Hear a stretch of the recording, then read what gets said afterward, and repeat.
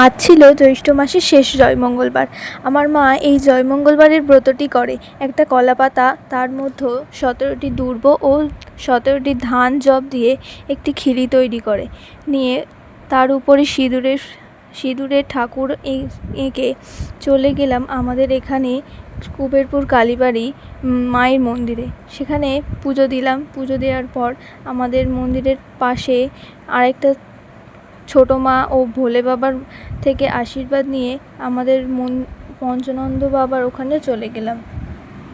পঞ্চানন্দ বাবার ওখানে দেখলাম বাড়িতে অনেক ছাঁচের ঠাকুর হয়, সেই ঠাকুরগুলোকে পুজো করার পরেই জলে ভাসানো যায় না, সেই ঠাকুরগুলোকে ওই মন্দিরে বসিয়ে রাখা হয়। মন্দিরে তার দরজায় যাদের অনেক মনস্কামনা আছে, পূরণ হয়নি, সেই জন্য অনেকে ওই ঢিলা বেঁধে রাখে।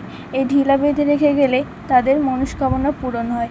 তোমাদের যদি কোনো মনস্কামনা থেকে থাকে যা এখনও পূরণ হয়নি, তাহলে তোমরাও এখানে এসে ঢিলা বেঁধে রেখে যেতে পারো, তোমাদেরও মনস্কামনা পূরণ হবে। জয় গৌর, জয় নিতাই।